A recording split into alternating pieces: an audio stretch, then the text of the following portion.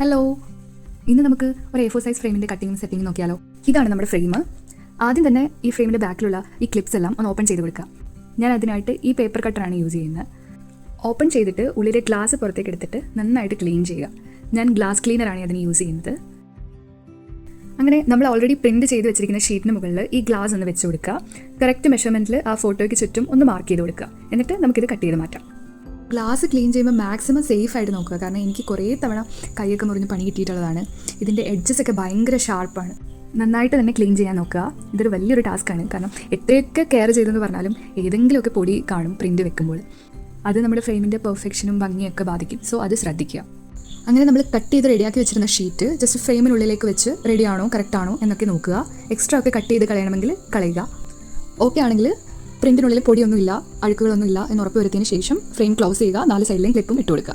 ഞാനിതിൻ്റെ ഇടയ്ക്ക് ഫ്രെയിം ഒന്ന് മാറ്റിയിട്ടുണ്ട്. ഞാൻ ആദ്യം വൈറ്റ് ആയിരുന്നു കാണിച്ചിരുന്നത്, അപ്പോൾ അത് ബ്ലാക്ക് ഒന്ന് ആക്കിയിട്ടുണ്ട്.